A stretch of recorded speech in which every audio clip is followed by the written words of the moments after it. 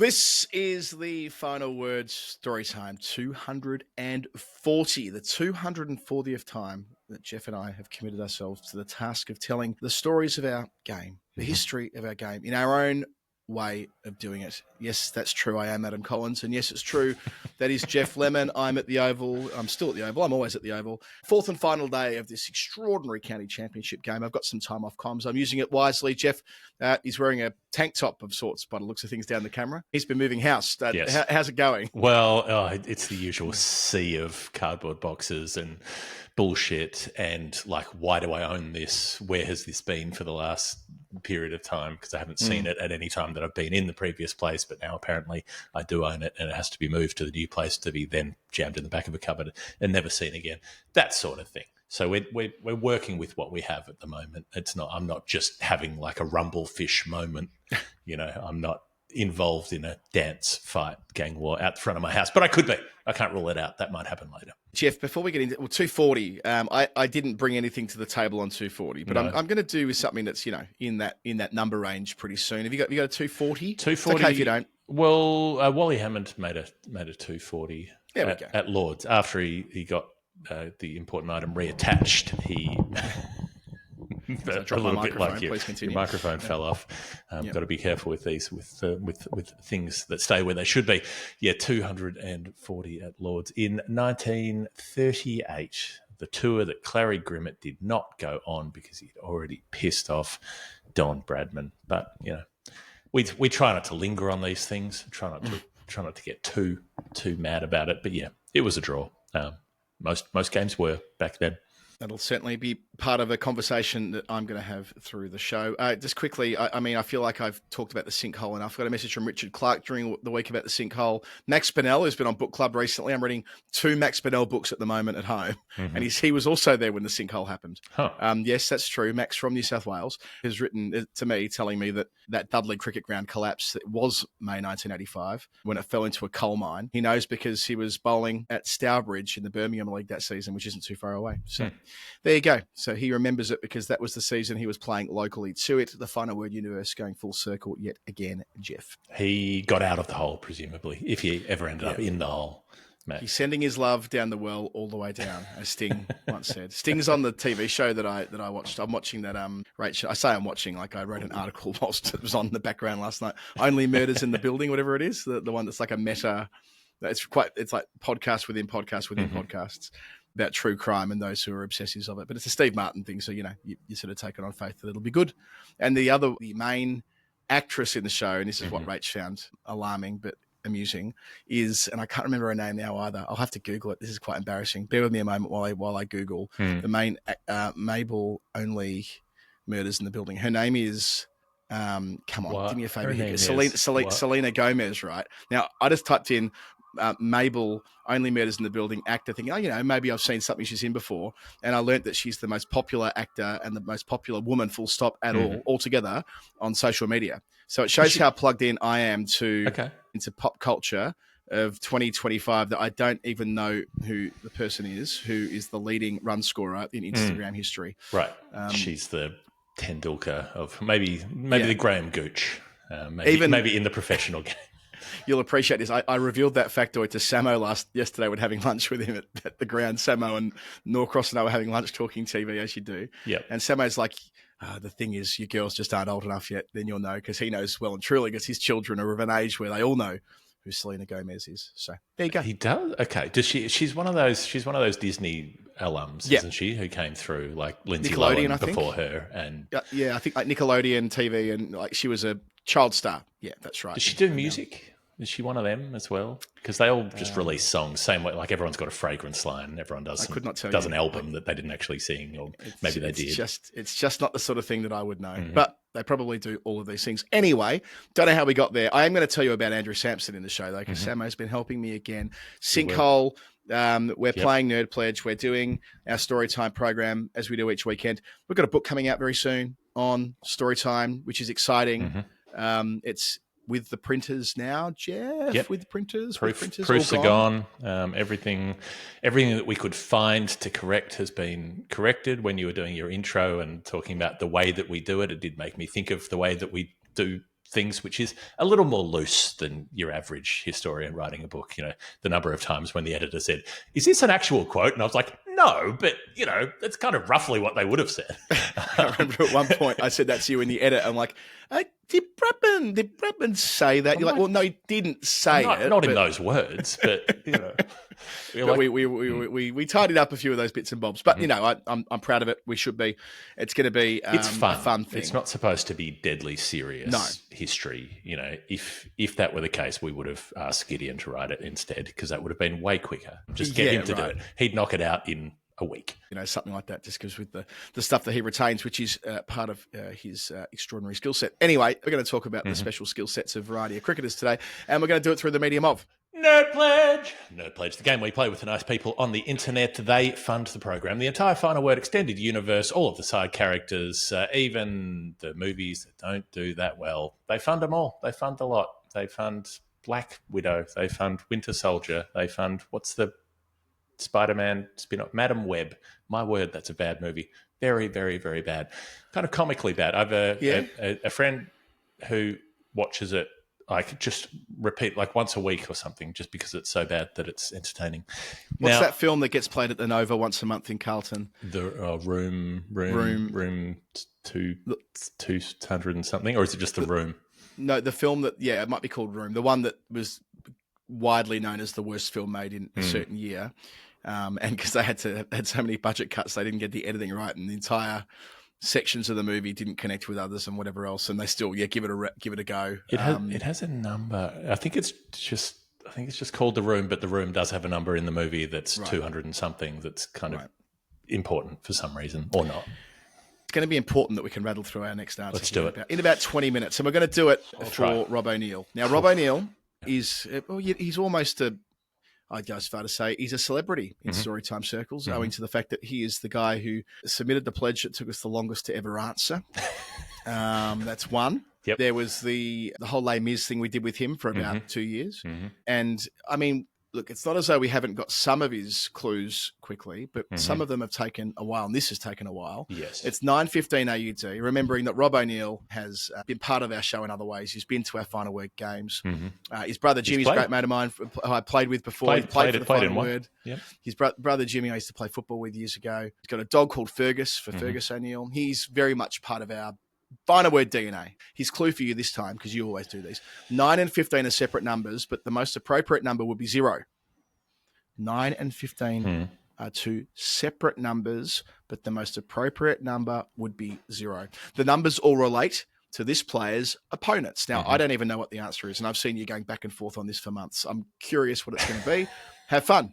Literally months, because I wanted to get somewhere, but I kept going, well, I've got to do this. I've got to do this on my own. And I would think about it, and I'd sweat on it, and then I'd go and look some things up, and then I'd wait a bit, and then maybe I'd get distracted, and then we'd go on tour, and then a month later I'd message Rob and go, come on, got something else for me? What are we doing? And then eventually I went back to the sleuth group and said, okay, help me out here. What are we doing? And then everybody had a go at it, went round the houses, talked to Rob again, and just couldn't get to a position where we felt confident having a launch at it. So, you know, this answer may not be right, but it's been a long time coming, and it's going to be entertaining, and it all links together for a number of reasons. So I'll start you off. $9.15, 9 and 15, separate numbers. Most appropriate number would be 0. What do you think? You think ducks.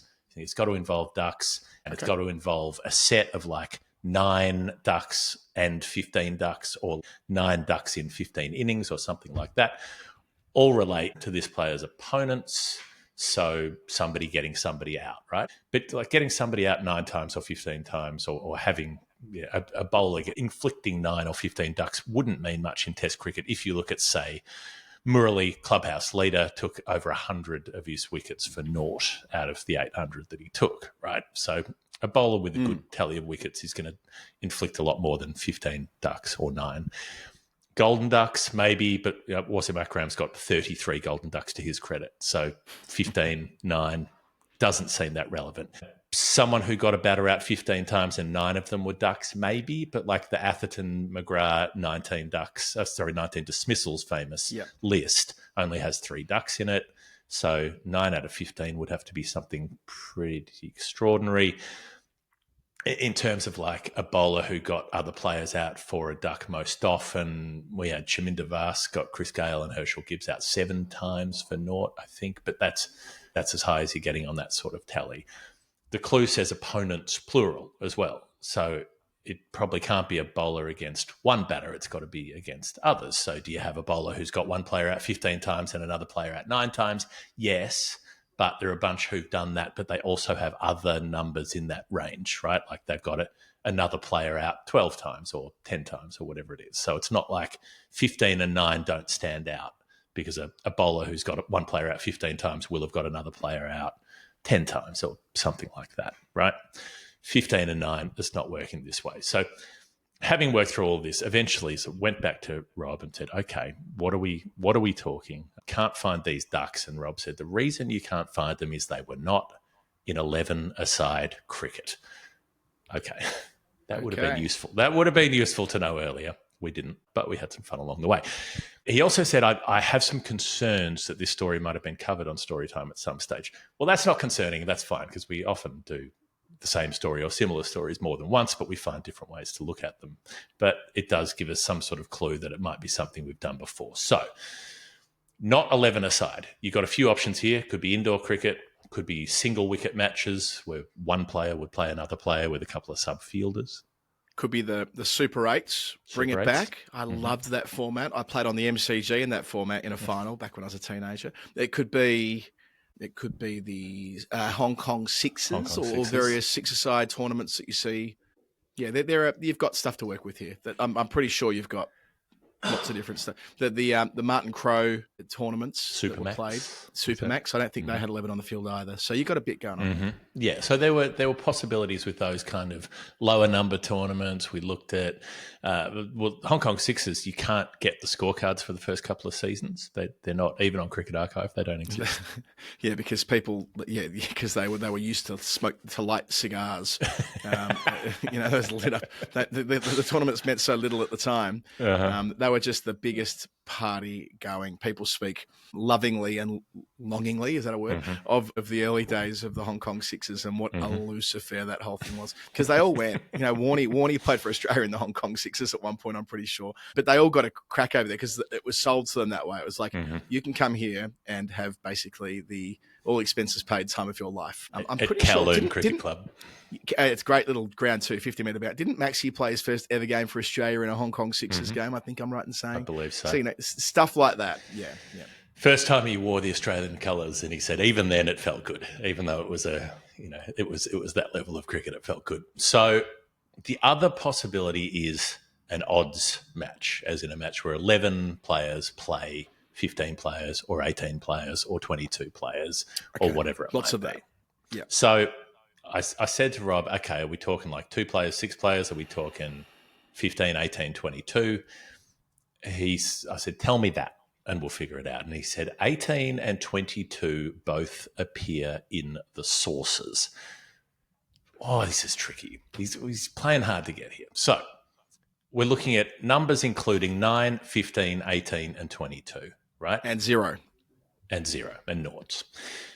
So I'm looking at, like, is there a bowler who, say, who inflicted 15 ducks in one innings and then 9 in the other? Is there a bowler who inflicted 9 ducks out of 15 wickets in one innings?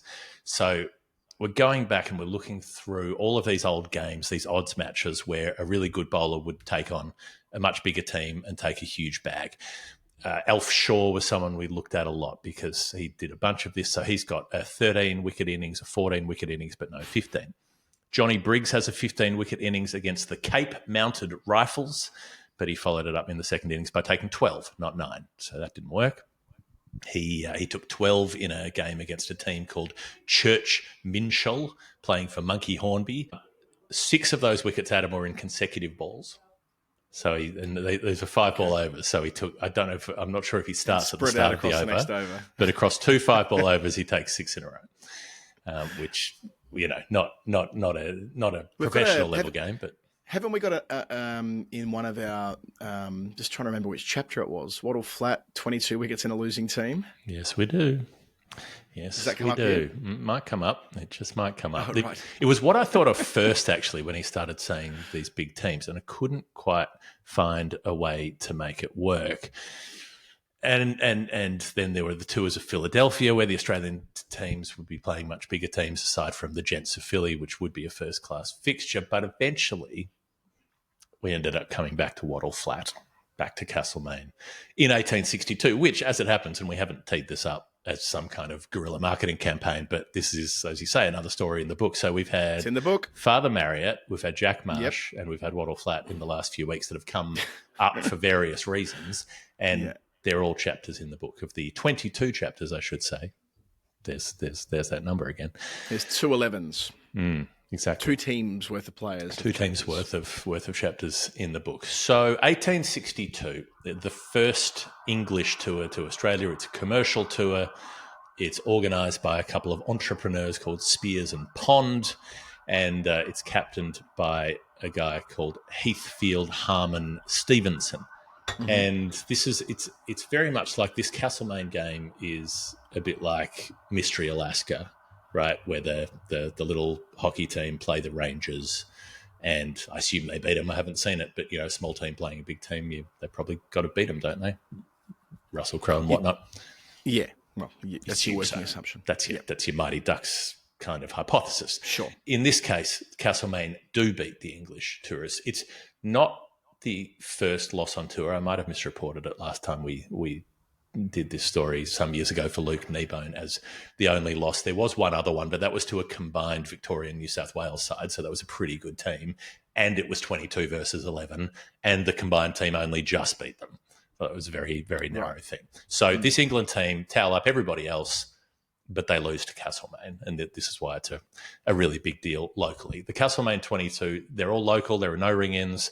They only have 2 first-class players in their side. Ben Butterworth plays a couple of first-class games, and a batter called Charles Makinson plays for Victoria as well. So they've got 2 state reps, but not big careers, and then everybody else is very much a local amateur cricketer. So I've told the story of this game in the previous one, which I won't go through in huge detail again, but Castlemaine bowl out the England 11 for 80 and then for 68, but they get done themselves for 54 in their first innings. So they need 95 to win, which seems way beyond them. It'd be the highest score of the match. It's difficult conditions and they don't have a lot of decent batting, but they somehow managed to get there in a thriller. They're 18 wickets down. So technically they win by 3 wickets, but they've got 2 in the sheds. And if you're number 21 and you're number 22 are the 2 waiting in the sheds, you're going to imagine they're not going to bring much, right? That would be a fair assumption. No, that's it. If you can't, what's it say about you if you're walking in at 19th drop? Not an awful lot about your ability would be my proposition. Right. So it's a 3 wicket win that's effectively a 1 wicket win. I think if you're looking at the quality of player left to come in, effectively leading by 95, effectively none for none. Tradition entourage, very good. Remember when scores were level, the first innings and second innings were level? Effectively, England are none for none. Now, okay, so we're looking at the work here of a bowler in the England 11 named George Griffith. He's a Surrey player. He is known as the Lion Hitter because he could absolutely crush a cricket ball with the bat. He sounds a bit like Gilbert Jessup. The Lion Hitter. We're sure it's not because he...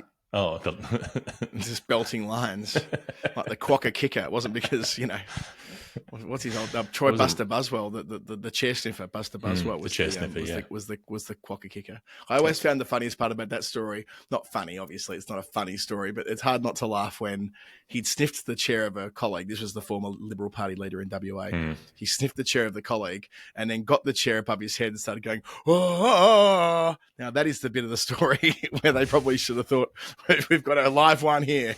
We have got a live one here. Now, Buster got back to the front bench, became the WA treasurer, and eventually, I can't remember the exact sequence of events, but drove pissed, ran into something, was shagging one of the Greens MPs as well or something like that.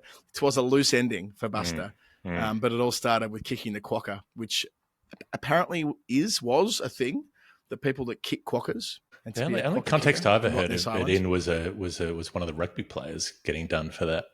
Yeah, well, what haven't Unsurprisingly. the rugby league players been done for? Might have been a rugby union player even, but one or the other. I mean, you'd imagine it was a league player. It feels more like a league player sort of thing. But I suppose it does. It does feel a bit more leaguey kicking an animal, doesn't it? Literally Rugby League Island once they've gone over to Rotto. But it's more union in terms of technique, like the place kick. You know, a quokka is roughly rugby ball shaped. Michael Liner sort of, giving it a whack. I don't saying Michael Liner kicked quokkas either before anyone sues me. I'm not saying that, just that he used to kick the ball. Just don't do it. Be nice to quokkas. Quokkas are nice. When I went over to Rottnest last year, there are all the signs going, don't touch the quokkas. The problem is the quokkas touch you. You sit there and eat a sandwich, a quokka will come and climb into your lap and try to take that sandwich. You're like, I am not leading this interaction at all. But I had a baby quokka crawl out of the mother's pouch and crawl into my pocket. And I'm like, I am going to get arrested for stealing this wildlife. But this little fella's just gone, oh, okay, well, that looks like a pouch. In I go. Zip your pockets up. Right. Quokkas. Where were we? We moved. Troy Buswell. He didn't hit lions. I don't think he ever hit a lion, but he was lion-hearted in the way that he hit the ball. He could hit it a long way. Gilbert Jessop reminiscent, I think, in that he's short, he's sort of a bit stooped over, he's got powerful shoulders and he belts the cricket ball. There's a story in the day of 4 ball overs. He hit every ball of an over for what would now be ruled a 6 because he hit them into a house adjoining the cricket ground and they all went into the same house, which must have been rather frightening for whoever was living in there at the time. That was off the bowling of Farmer Bennett, who I believe you've done a story about before. I have. Farmer Bennett. Norcross and I have done before. He's been part of the show. So there's another time he hits one over the Oval Pavilion. I don't know if it's as high then in the 1860s as it is now. I'm looking at it now. Same? I've seen balls hit into the... It's not the longest straight boundary I've seen. Like I've seen balls end up in the seconds here. I can't remember. It's a high building. Yeah, the top tier here, it's the 5th floor, the top tier. I can't remember a top decker. I'm sure it's happened in the blast at some point when Aaron Finch has been teeing off here or something like that. But I'll check. I'll ask John Surtees once I'm finished this podcast. Okay. Has anyone ever twatted one into the top deck, where all of the final nerds sit working from home with their laptops out in the Orcott room? Has any ball gone into the top deck up there? We will find out. Well, this guy, they measure one of his hits at about 120 yards, so he can actually nail it in a modern sense as well with the old bats. But he also bowls, and he bowls left arm, and he can bowl slow, but he can bowl quick. There's one of those almost certainly bullshit stories that he once accidentally killed a dog that ran across the pitch as he was bowling, and he hit it with a cricket ball. I find that very hard to believe. I don't, it would be a very unorthodox method that would be able to, or a really small dog, maybe quokka sized or smaller. We do not endorse animal cruelty on this particular show. So he can bowl quick when he wants to. There's a single wicket match that he plays at Beechworth against 11 players at Beechworth. He gets them all out for naught. Beat the Beechworth team, score 1 run, which is a no ball. So was Ned Kelly playing? He was not playing, but if the protective equipment would have been, ahead of his time had he been donged on the helmet with something that jumped up. So Waddle flat, 42 wickets up for grabs because they're playing a team of 22. He takes 22 for 46 across the 2 innings and still ends up on the losing side. Does Griffith with his left arm, quick stuff. First dig, he takes 13 wickets for 18 runs. That's the only reason that England hang on to a lead after being bowled out for 80. And then, so according to the scorecard, 12 bowled, 1 caught.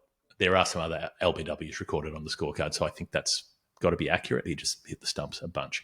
Second innings, 1 LBW, 1 catch, 7 bowled. He ends up with 9 wickets in the second innings. So gets the most important player out, who's Charles Makinson, the state representative, who makes 36 in the run chase and is the core of that run chase. The game moves towards its ending, which is very tense. There is a lot riding on this. So the 2 organisers, Spears and Pond, are both there.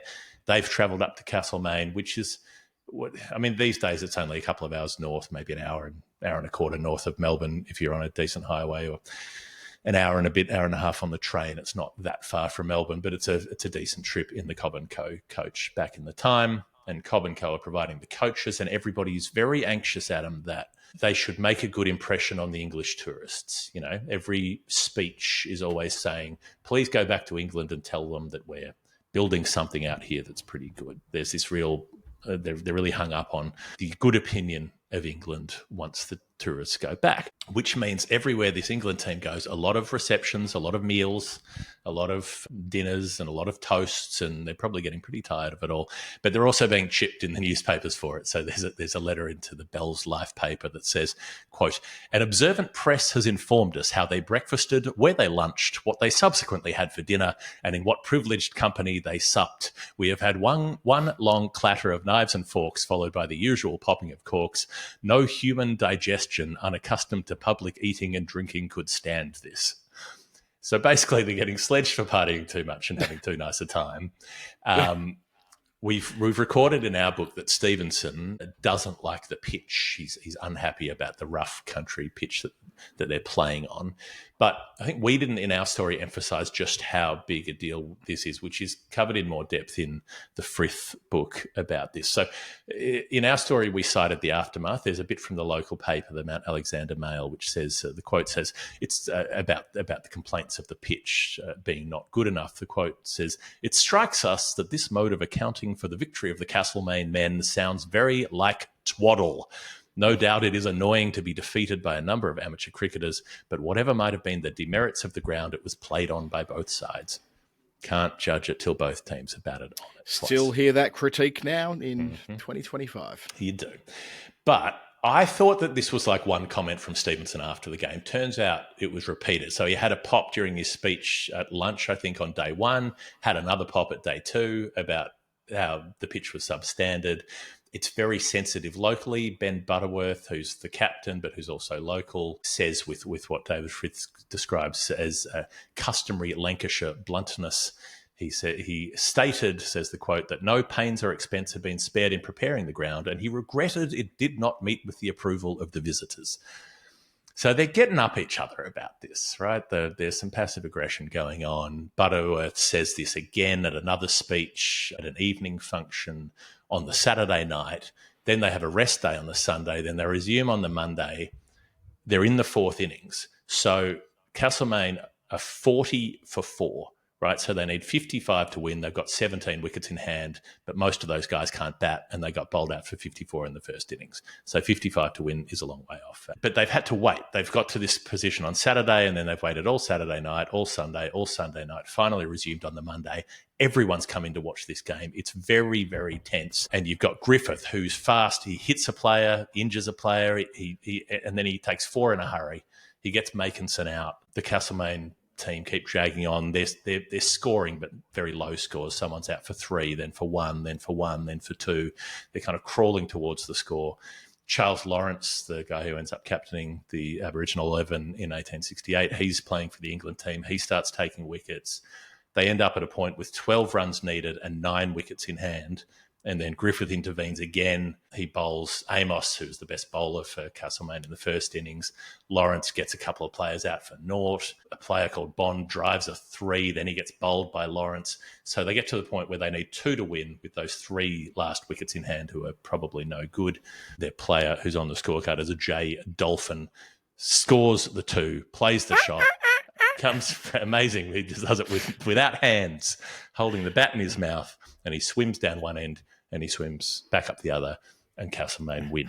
So that story you can get some more detail on in the book. But the Griffith part of this is where I'm looping back to Rob O'Neill. Okay. I was wondering when you do that. Right, here we go. Right. First innings, he's dismissed Culmer, Makinson, Drinkwater, Morris and Bond for naught. Out of the 13 wickets, he took 5 ducks. In the second innings, Taylor, Jemmett, Amos, Lockyer for naught. He's dismissed 9, remember 9, 15, 18, 22. These are the numbers we're looking for. He's got 9 players out for naught. There are 15 ducks in the match in total.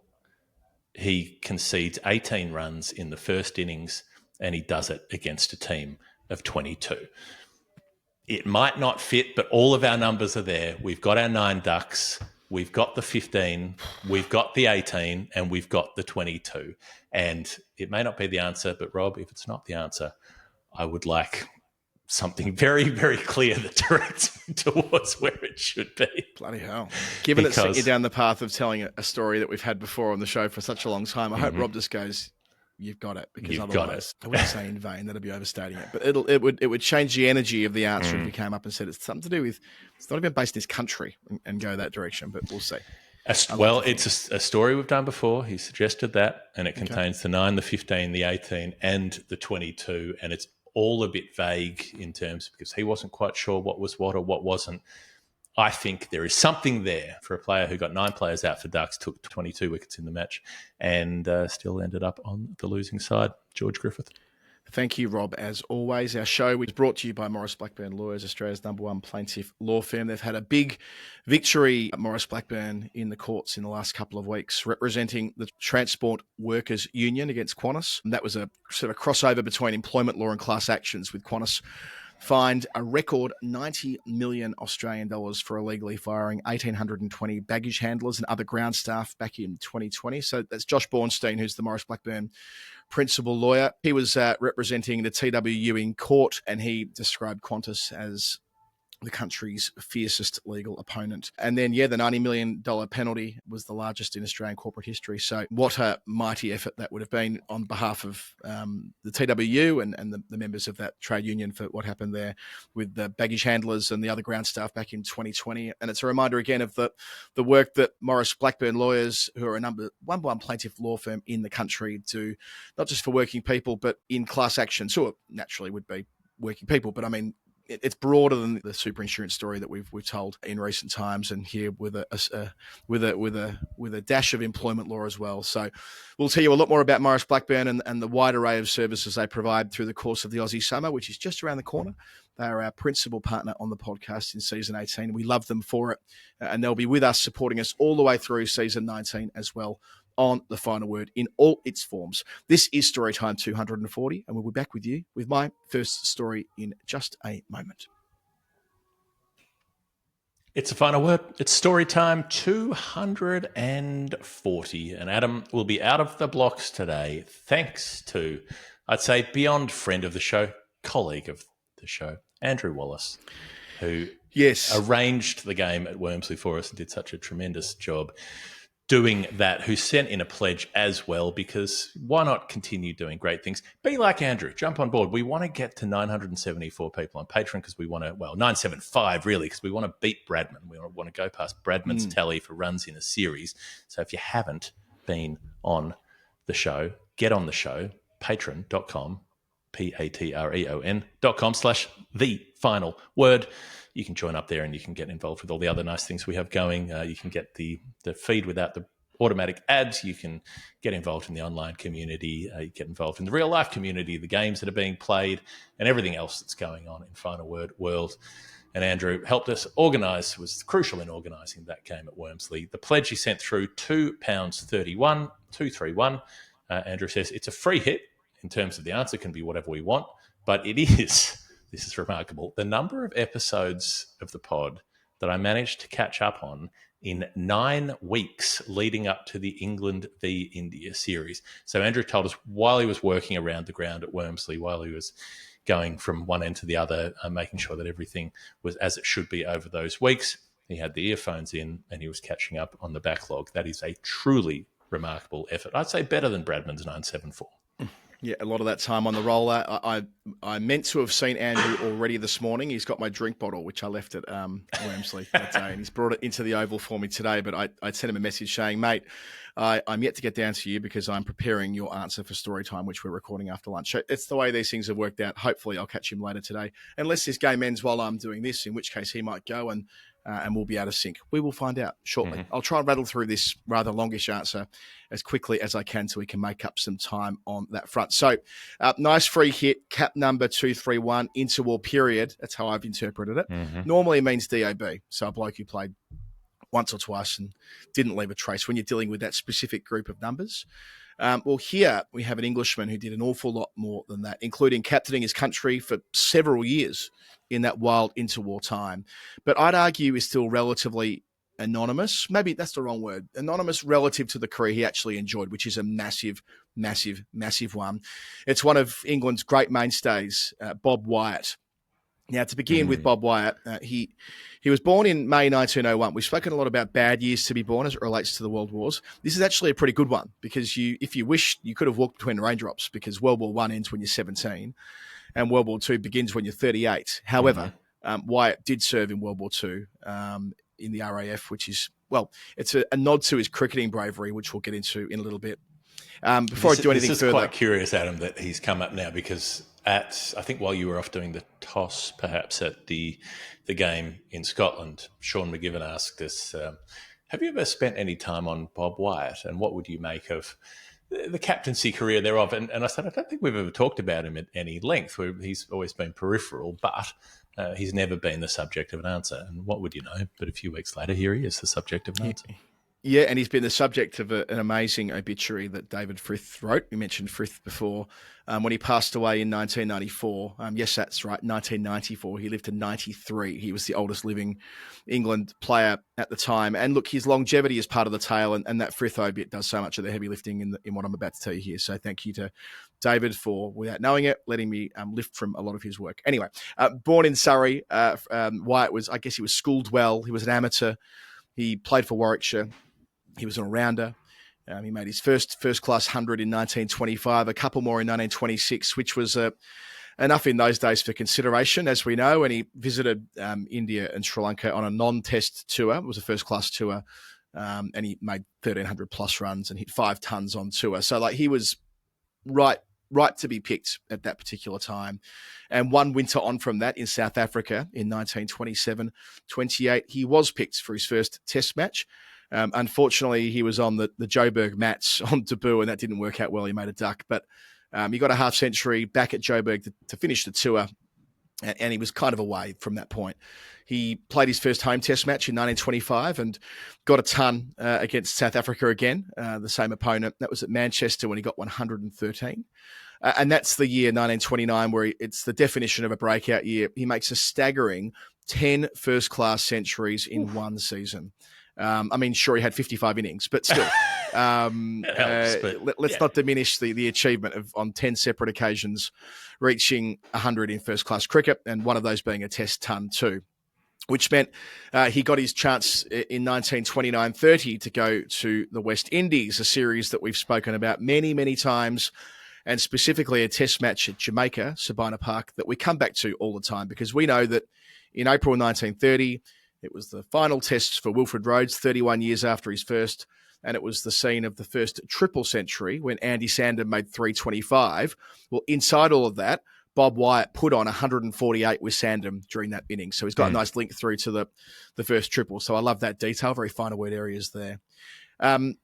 So he finished well in that Jamaica test match, and thus that informs what happens with him in 1930. Now, remember that Percy Chapman was the England captain for the final test in 1926, which we've spoken about on the show recently, that famous match here where Rhodes is recalled, and the book that Stephen Brinkley wrote and I had featured on Book Club.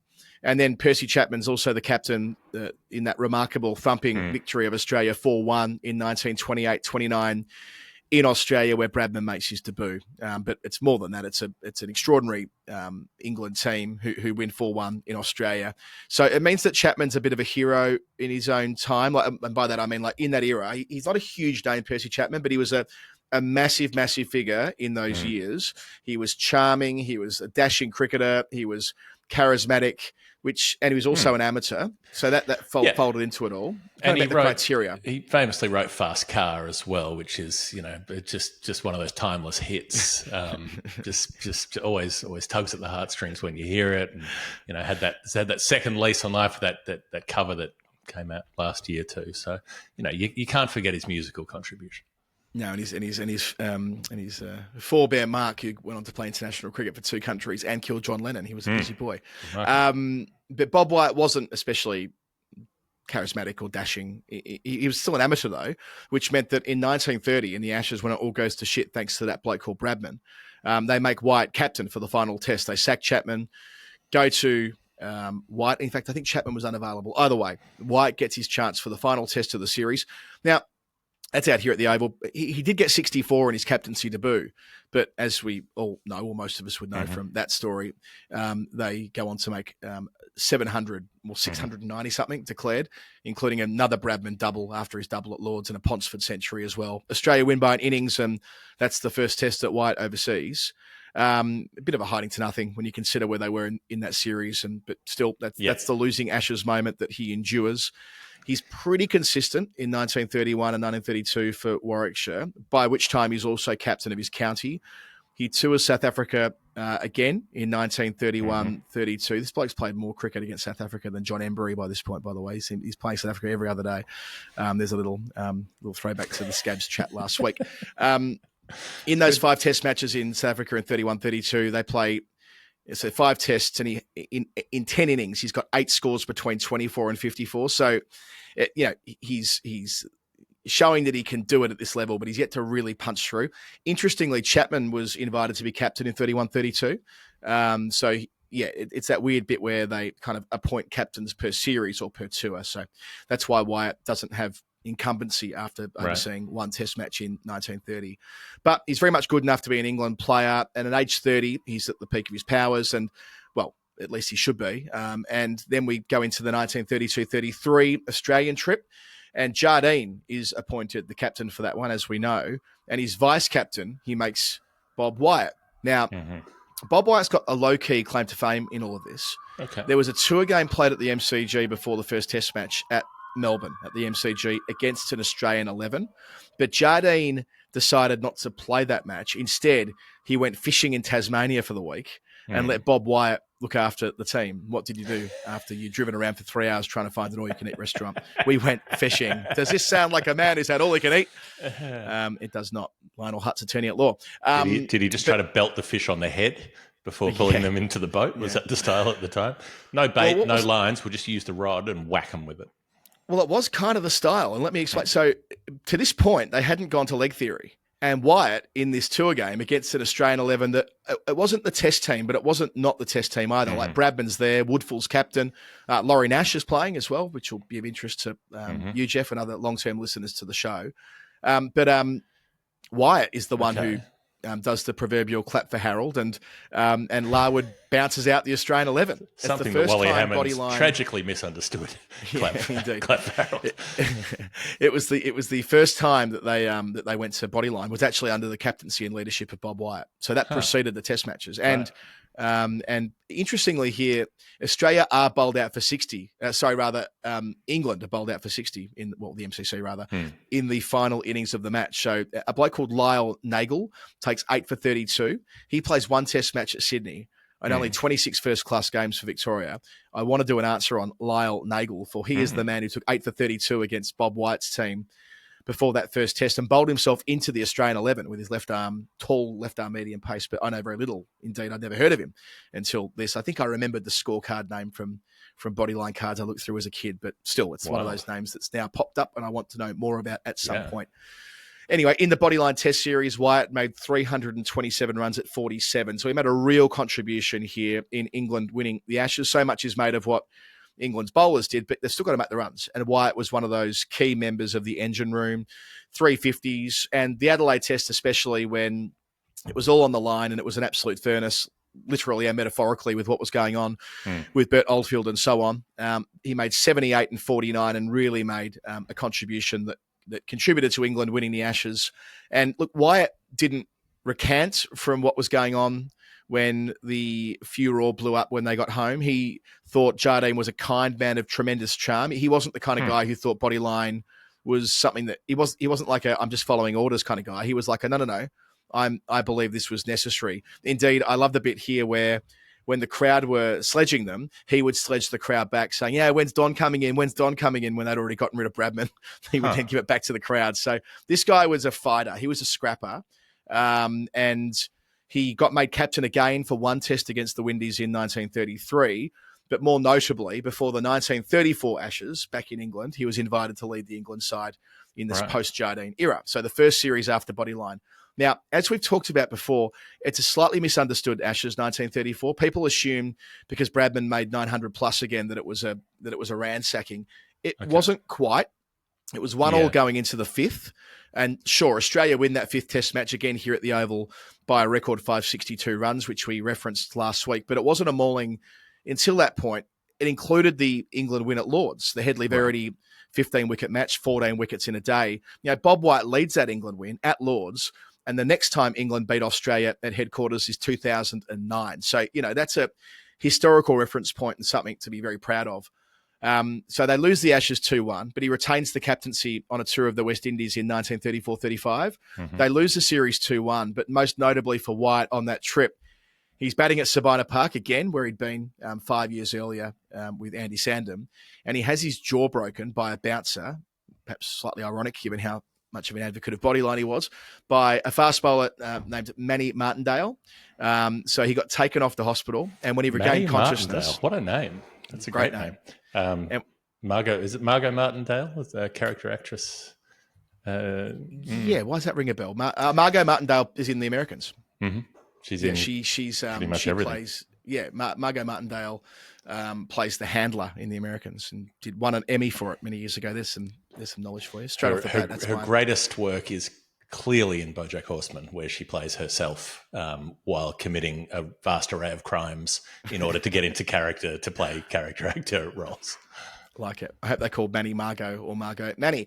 When he regained consciousness, Wyatt asked for a pencil and paper, and he scribbled on the bit of paper, there would be no recriminations. It's not the bowler's fault. And then he annotated what the new batting order would be in his absence, because he was going to have to retire hurt with his jaw being broken in 4 places. So he was always doing his job first, and he didn't want any grief for the bowler who'd broken his jaw. But a sense of how this bloke was hardwired. That's at least good, being able to take it if you dish it out. Yeah. I think there's a lot of that with this guy. There's a lot of he dished it out, but boy, he copped it. 6 weeks after the broken jaw, he rattled off a century against a very strong Surrey team. So he was made of really tough stuff. Indeed, not long before that, he was hit in the heart at training. And then in 1934, in the Ashes I mentioned before, he had to bat with a metal plate on his hand. So, this guy copped blows, right? He was just eating a sandwich off a metal plate. He was batting one-handed. And he tied it on his hand. So he captained against South Africa at home as well, but they lost 1-0 and there were 4 draws. And then Gubby Allen takes over. That series, though, in 1935 against South Africa, he made 149 at Trent Bridge as skipper. So that's his second and final Test 100. But another reminder that in addition to being a really solid citizen in that team, he could also play, this bloke. He went to 1936-37 Ashes, but unfortunately, in keeping with the theme, he had his forearm broken early in the tour. So he wasn't fit to play until the final 2 Test matches. So I guess it was after the tide has turned at Melbourne. He plays the final 2 Test matches at Adelaide and Melbourne, where they return to for the 5th one. He gets 50 and 38 in those 2 matches, but obviously the Bradman tsunami is swamping England through the latter part of that series. And that's the end of his career. 1937 is his 40th and final Test match. 1,900 runs at 32, those 2 centuries I mentioned before. 18 wickets at 35, so he was useful there. And at age 36, you might be inclined to think, well, that might be that. Hardly. Hardly is that. He's only halfway through his career. So he was pushed out of his captaincy slot at Warwickshire in 1937 at the end of that season. It sounds like he played the politics pretty hard. Now, in 1937, he struck 9 first-class hundreds. He'd been in the Test team earlier that year. He made back-to-back double centuries to stick it up them when his job was on the line. And then they sacked him anyway. So that's the way it played out for him at Warwickshire just before the war, where he went into the Air Force rather. Then after the war, I mentioned on the show last week that the route from Warwickshire to Worcester can often be quite close in cricket circles. Despite being rivals, you see players playing for both counties. Well, this is one of them. Bob White goes from being a bear to being a pair. He starts there in 1946 and leads a very, very happy second portion of his career post-war. By now he's mid-40s, but, he's consistent. He gets 1,100 plus runs in 46 and 47. And a few years on from that, they make him captain in 1950. And in 1951, when he's 50 years old, he keeps the captaincy. And that's basically his final proper season in charge at Worcester as an amateur. So it was a bit different in terms of what he was doing. But still, he kept playing in the championship until he was 50, which is quite rare, obviously. So aren't you? And that was that for him in that particular competition. But he kept turning out a couple of times a year in first-class games until 1957. When he was 56, mostly in Oxford games against Free Foresters. So all told, across 31 years in the professional game, he had 17 seasons of 1,000+ runs, massive numbers, 39,000 runs, 85 centuries, an average of 40, 207 other scores above 50 in a career spanning 739 games, 901 wickets with his medium pace, nearly did the double in 1926 with his partnership breaking stuff, claiming 92 scalps there. And of course, with a guy with a career that ran till his 50s, he remained involved around the place in his old age, in his dotage. Frith said in his obituary that in the end, he became famous all over again for being very old. And one of the bits that happened here, in 1989, he found his 1929-30. It was found, his blazer, MCC blazer, was found in a tip. So he ended up wearing it again very late in his life. And he was funny as well when Gooch's MCC England team lost in Australia in 1991. It was at the same time as the Iraq War when the Englishmen were returning home after losing. And he wrote a letter to the editor in the Telegraph. After hearing that Saddam Hussein is claiming victory, can I suggest that they run up the flag at Lord's and say that we won the Ashes? So pretty funny stuff for a 90-year-old or whatever he was at that point, or turning 90, to be still writing letters to the editor like that into the paper. So, yeah, a very, very full cricketing life all the way to the end. In 1994, he passed away at 93. Cap 231. Sounds like the kind of teammate I would have loved playing with, Bob Wyatt. There we go. Only weeks ago, Sean wanted to know what we thought of him, and now you know a lot more about him. That one for Andrew Wallis. Do get involved. Send us a number if you want to. Hey, Adam, I'm just looking at the score from your ground, and it looks like Surrey needs 75 runs, and they've got 5 wickets in hand. You've got the close one. You've got the close one. Yeah, Dan Lawrence is scoring it quicker than a runner ball. And so's Tom Curran. They've put on 38 in 34 balls after losing Ryan Patel early in the session. So, I mean, I think we keep on keeping on. We're going to come back after a break. No, but I need to ask you this. I need to put this question to you. Would they benefit from increased mental sharpness and concentration? Oh. And if they were, should you be running out a bottle of New Brew? A strawberry lemonade, perhaps, or the apple pie, and go, get this down, yeah? Let's see what this can do. Yeah.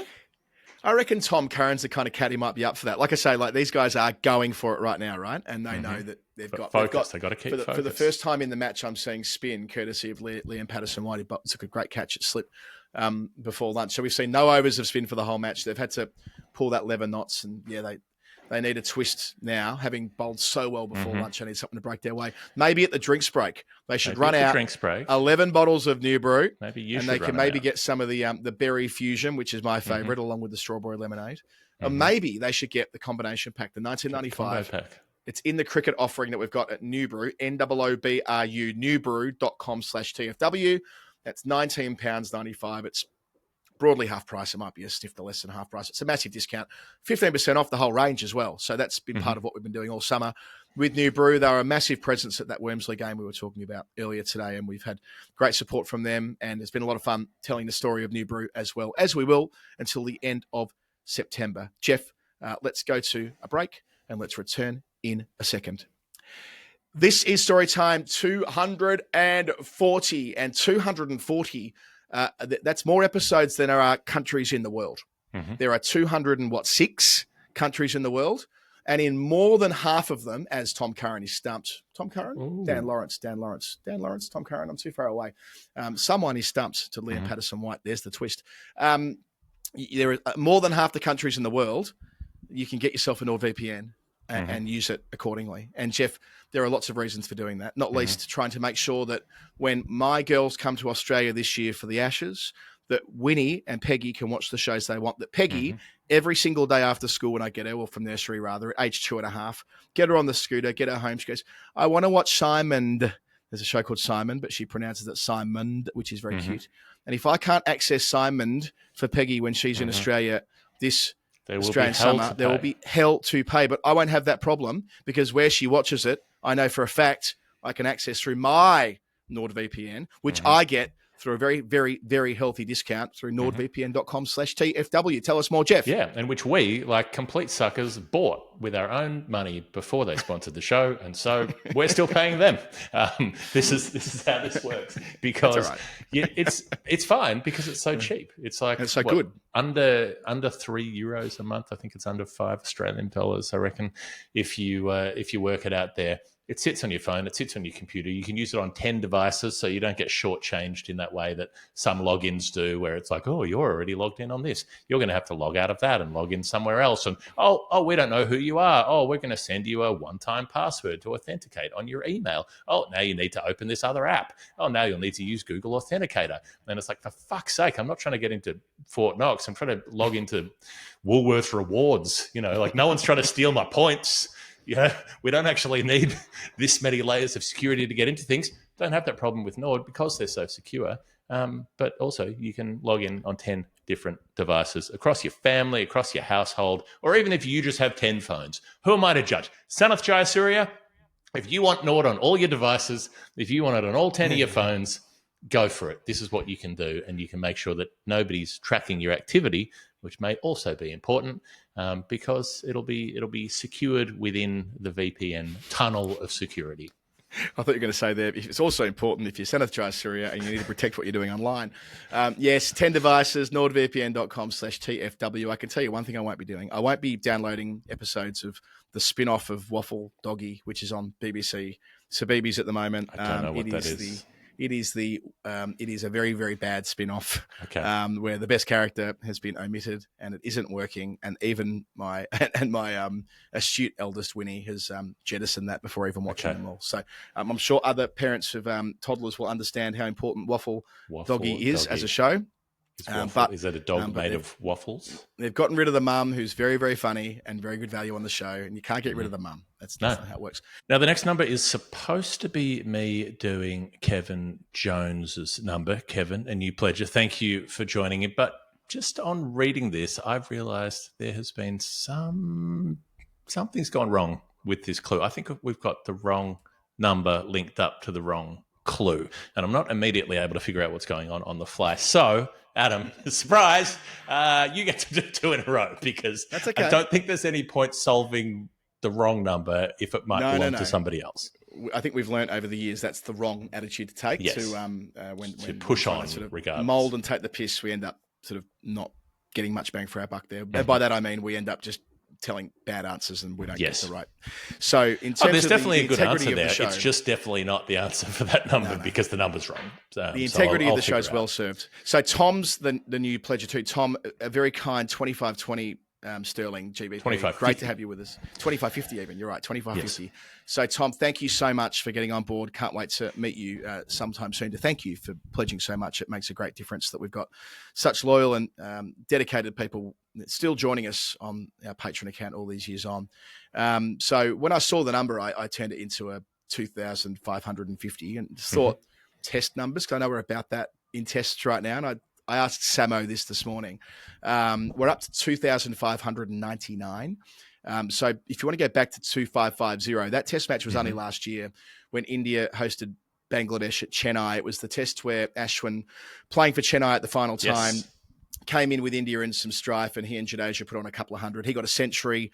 Then he took a sixth in a sixth. Was it his sixth? I think it was his sixth. And he took a six for as well. So that was noteworthy. Other milestone test matches, I kind of said to Sam, where do the others kick in? So I know quite a bit about the 100th. That was England playing at Sydney against Australia in February 1908. That came up in a book I was reading recently. The 1,000th was Pakistan against New Zealand at Hyderabad in 1984, a few months after I was born. The 2000th was England hosting India at Lord's in 2011, which I don't remember there being a big deal made of, to be honest. Although in saying that, how closely was I watching in July 2011? Not very. That's a time in my life when I was fairly distracted by my day job and wasn't able to pay as much attention to cricket as I would have liked. 2,500 was New Zealand, Sri Lanka at Wellington in 2023, which I'm pretty sure is the Kane Williamson crazy finish, I don't remember exactly what happened, but I know it was wild. It was like a one wicket or a one wicket victory or a draw in the last ball. The big comeback one is more like 2014, isn't it? The McCullum. No. The one that we watched, I remember watching it in the Underbud commentary box with Harsha. It was New Zealand and Sri Lanka duking it out to the end. It's a shame I can't remember. I think it was a Williamson unbeaten 100, and they needed a run off the last ball or something like that. It's not important.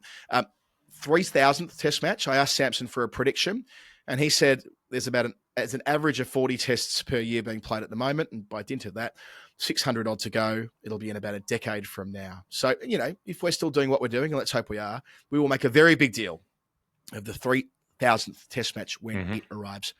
I've gone further. Anyone made 25-50 in a season? Like that could be a bumper county season. I'm sure they have, but I got to another place, and as soon as I got there, I'm like, no, I really want to do this because I've got a view which has been brewing and it's been evolving. Only because I saw a mention of it recently, and I wondered whether it married up with reality. So 2550 as a bowling average, 25.5 is actually quite easy to manufacture. So 2 for 51 in an innings is 25.5, right? And there's one test career where the analysis read at the end of their one test match, 2 for 51, a one test wonder, an infamous one test wonder, a man who gets spoken about far more than any other one test player, I would argue, Fred Tate. Fred Tate, poor old Fred Tate. He was the 135th Englishman to play a test match. He was 35. He was selected for the Old Trafford Test of 1902, which, as many listeners to the show will already know, is the test that England lost by 3 runs and in turn the Ashes. We've done that particular story before, and we've explained the Tate test, the Tate's match. Now, to recap, it's a riveting test match. It's sopping wet. That's why he got his chance. They didn't want to use George Hurst, and they decided to go to Tate. I'm not entirely sure why the wet weather inspired them to do this, but it did, and he opened the bowling and so on. And this is the test where Trumper gets the 100 before lunch as well on a green top. So one of the most remarkable innings in the history of Test cricket is played at the very start of it. Australia get 299, and after Stan Jackson makes a century, England get 262. So it's in balance. Then Australia's second time around are collapsing. It's 10 for 3. Then Joe Darling, the captain, hits a ball to deep square leg, and Fred Tate puts it down. Now, it was a ball that was reportedly swirling in the air, and it was in a fielding position that he didn't typically occupy when playing for Sussex. But Archie McLaren, who was the captain of England at the time, sent him there anyway. There was this change at the end of the over. They were trying to organise their fielding spots. Tate went out there. Tate drops Darling. They had 48 further runs for the 4th wicket, which felt vital at the time. It nudges Australia up to not a credible, but they get them to 86 all out with their modest first innings lead. That meant they were still setting England 124 for victory in disastrous conditions that were getting worse by the hour, right? Now, Tate went wicketless in the first innings of the match, but picked up 2 for 7 as part of that collapse. He was taking wickets. He took 2 for 7 from 5, including that of Sid Gregory. So, not bad to get that as one of your 2 test wickets. So England is set 124 after our man here, Tate, has taken 2 for 7. It makes 2 for 51 for the match. There is match figures. Right. And he's walking in to join Wilfred Rhodes, who, of course, he and Hurst have form on 9 down wins. Anyway, in this instance, in this particular match, there's 45 minutes of rain as he's walking out to bat. Drama. He edges the first ball for 4. This is Tate with the storm coming. Then the 4th ball is knocked over by Jack Saunders. So much is made historically about the dismay and the tears and the blame and the shame. Now, his son, Maurice Tate, who went on to become an England great, spoke of it as his motivation to basically make up for the time that his dad lost the Ashes. But fuck me. Let's just go through this, shall we? Yeah. The Tate losing the Ashes narrative, which continues around this match 120 plus years later, the patch of turf where he dropped the catch is hanging up in a museum somewhere. It gets mentioned in dispatches all the time, like this terrible, horrible, horrible performance. He's picked up a couple of wickets, taken 2 for 7 in the second dig, dropped a catch in the swirling breeze in a position where he didn't normally field. I acknowledge it cost England. I'm not saying it didn't, and then he gets bowled on a wet one when storms batting are 11. Batting 11. Fuck me. Your number 11 made naught. Yeah. Oh, who would have thought? Who would have thought your number 11 wouldn't score runs? I'll tell you what. Someone else do it. Someone else who's Archie McLaren. You do it. You're someone who's there to do the batting. Figure it out. I guess across the board, I sort of see two instances where the two things are clumped together and he's turned into this figure of derision. I don't think that's right. I think that what happened to Fred Tate that week and the knock-on effect, it did affect his whole life. Like, it's hard to say it didn't. The way that Maurice wrote in his book about his dad only ever wanted Maurice to play for England so that he could finally make up for what he had done. Like, what? This is way, way, way over the top. Absolutely as a response nuts. to two things in a test match, a drop catch and missing out at number 11. Yes, they lose by 3 runs. Yes, they lose the Ashes, but no one, like, I don't know, think about Glenn McGrath being dismissed at Calcutta in 2001. Yeah. No one says Glenn McGrath's the reason why Harbhajan bowled out Australia because he was batting number 11 and was out. No one would ever assert such a thing. So to say this of Fred Tate, I think is desperately unfair, and I feel like his character needs to be resurrected. We need to free Fred Tate. Who hasn't dropped a catch? First of all, find me a cricketer who has not dropped a catch or who hasn't dropped 50. I mean, everybody. The longer your career, the more you drop, and it doesn't matter who you are. We had the stats done on this recently. I can't remember what match I was doing, but it feels like it was a game of substance. Might have been a test match or a game here. Anyway, the numbers were crunched about catch dropping. Funny this, the guys who've caught the most catches in Test cricket, a lot of them have a very, very high drop percentage because there are so many chances coming to you in the cordon or behind the wicket. It's kind of the nature of the game. Now, this wasn't behind the wicket, where he did field for Sussex. And he's a veteran as well. He's 35. He's not the most nimble bloke. Why is he going out to... And he's a big boy too. I've seen photos of him. Big mustachioed guy, big roof over the tool shed kind of character. Yeah. What's he doing out there at deep square leg? Why hasn't the bowler figured out his field and who he wants, if that's your catching position? B, why hasn't your captain taken charge of it? Why are you sending out a guy playing his first game just because someone else didn't want to field out there? Those kind of chances are difficult anyway. Those kind of square leg chances where they're top edgy and the ball's swirling around. You see them go down all the time. Dark sky, leaden skies and all that as well. The catch rate on those is probably 2/3. It's probably 70%, something like that, maybe 75% in professional cricket today.